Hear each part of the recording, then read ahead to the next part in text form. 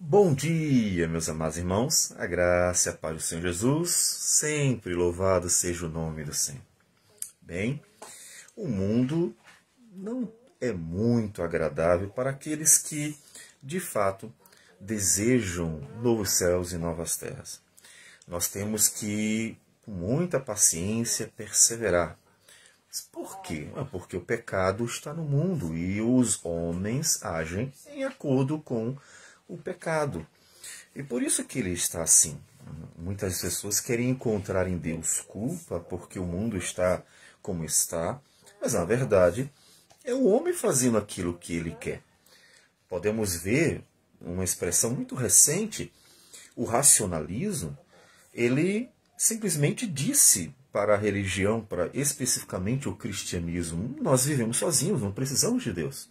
Então, entre aspas, assumiu a rédea de todas as coisas. Logo, também tem que assumir as consequências. Portanto, o mundo está assim porque o homem é mau, o homem é pecador. E a Escritura nos fala sobre isso. Dando sequência na exposição, por meio de meditações de Romanos, nós no capítulo 1, agora versículos 24 a 27, um texto em que Paulo está falando sobre a miséria da sociedade e até se referindo à sociedade da época. Ele nem está se referindo a um mundo desde Adão e Eva e os problemas. Está se referindo ao que os romanos viam mesmo, né? E ele se referindo ao que eles podiam ver no dia a dia como problemas morais, religiosos e também sociais. O apóstolo Paulo ele vai falando sobre o fato de que o homem tem trocado a verdade divina pelas suas mentiras, suas injustiças. E então, tendo em vista que o homem trocou, mudou, como diz, a glória de Deus, versículo 23, e mudaram a glória do Deus incorruptível em semelhança da imagem de homem corruptível, bem como de aves, quadrúpedes e répteis. Então ele foca num ponto, o fato de que o homem quebrou o segundo mandamento. Não era para dar imagem a Deus em hipótese alguma, né? Nós temos, na verdade, os dois primeiros mandamentos tratam sobre isso, porque eles falam não só sobre não adorar outros deuses, mas também não dar imagem para Deus, né? O primeiro mandamento diz: não terás outros deuses diante de mim. E isso se refere a qualquer ídolo. O segundo diz: não farás para ti imagem de escultura. Então, os dois mandamentos estão relacionados ao culto. E Deus, ali em Hebreus, nos fala exatamente sobre o fato de que os homens trocaram a imagem de Deus, né? Começaram a dar imagens a Deus. E, portanto, denegriram a imagem do Senhor, o Deus invisível, né? E por causa disso, versículo 24 diz assim: por isso, Deus entregou tais homens à imundícia, pela concupiscência de seu próprio coração, para desonrarem seu corpo entre si. Então, observe uma coisa interessante. Fizeram muito mal a Deus, porque denegriram a imagem de Deus, rebaixaram a Deus até formas de animais, formas de homens, né? E aí você vai ver essa expressão nas muitas religiões, em que sempre tem ou um ser humano, ou um animal, ou até mesmo um astro, né, como o Sol, a Lua, substituindo, né, colocado ali como se representasse o Deus criador de todas as coisas. Então, por que eles fizeram isso com Deus? E Deus claramente se revela na natureza como alguém que não tem forma, não tem matéria, porque nunca ninguém viu, né? Algo que é um argumento de Moisés lá para Israel. Olha, no Sinai, quando Deus apareceu, o que vocês viram? Nada, né? Só o som. Deus falava, vocês ouviam, mas imagem nenhuma tinha. Então, não faça a imagem de Deus. Então, o homem nunca viu Deus. Então, por que fazer imagem? Ou seja, até mesmo uma pessoa hoje, ela entra dentro desse argumento. Ela precisa entender e aceitar esse argumento. A pergunta é, você já viu Deus? Não, você já viu as obras de Deus. Você viu o sol, obra de Deus. A lua, obra de Deus. Os animais, obra de Deus.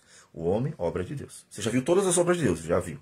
Mas você já viu Deus Algum deles se demonstrou ser Deus, algum deles mostrou poder, grandeza, que se espera apenas de Deus, tanto um poder criador quanto um poder governador. Alguém já viu? Não.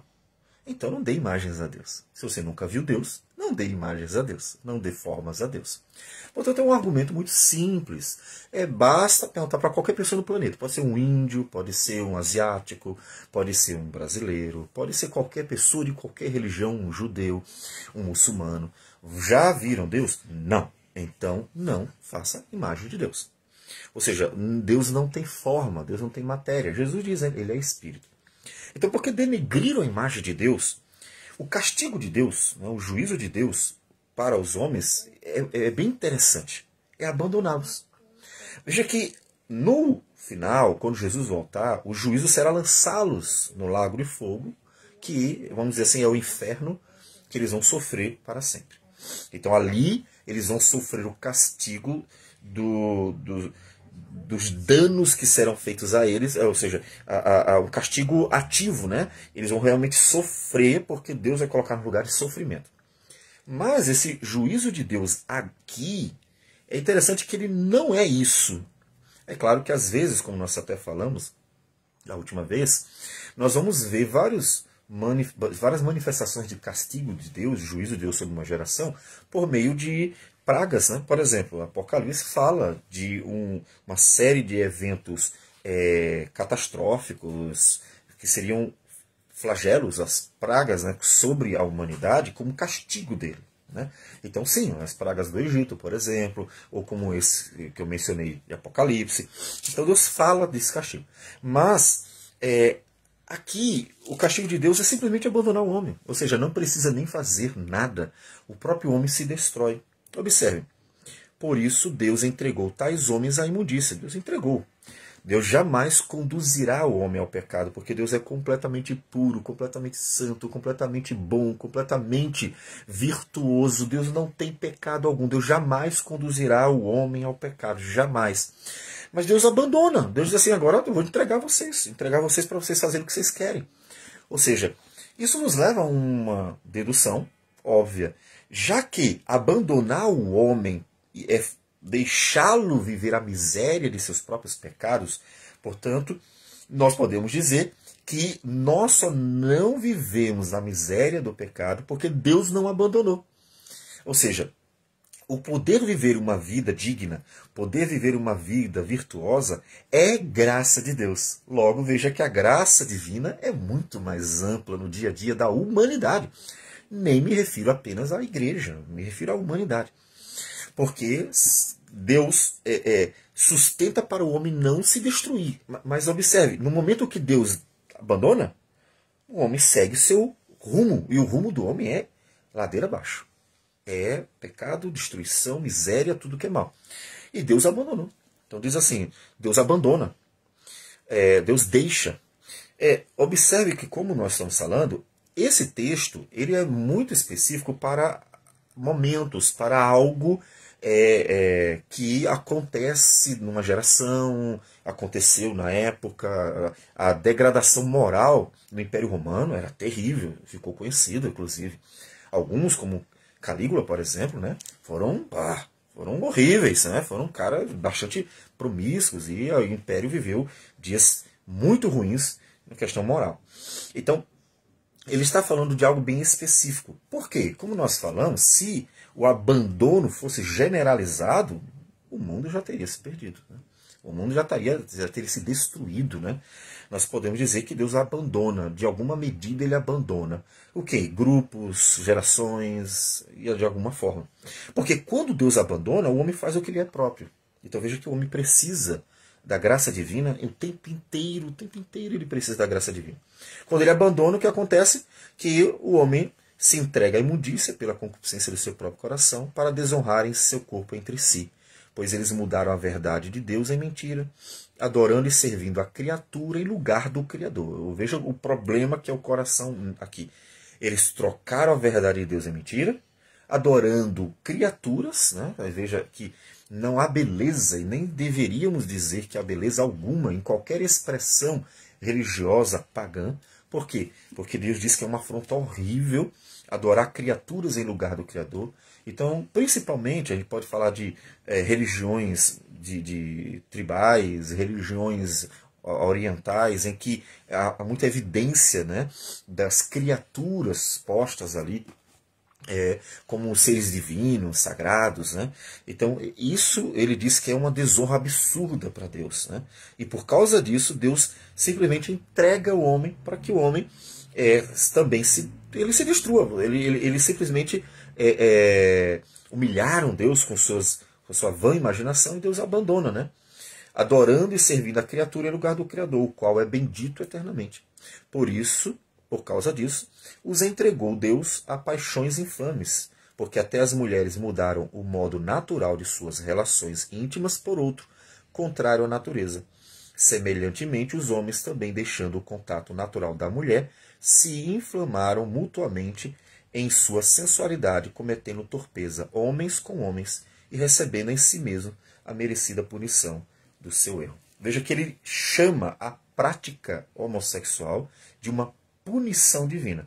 Não é que Deus conduza o homem ao pecado de forma alguma. É Deus abandonando o homem para o homem se destruir.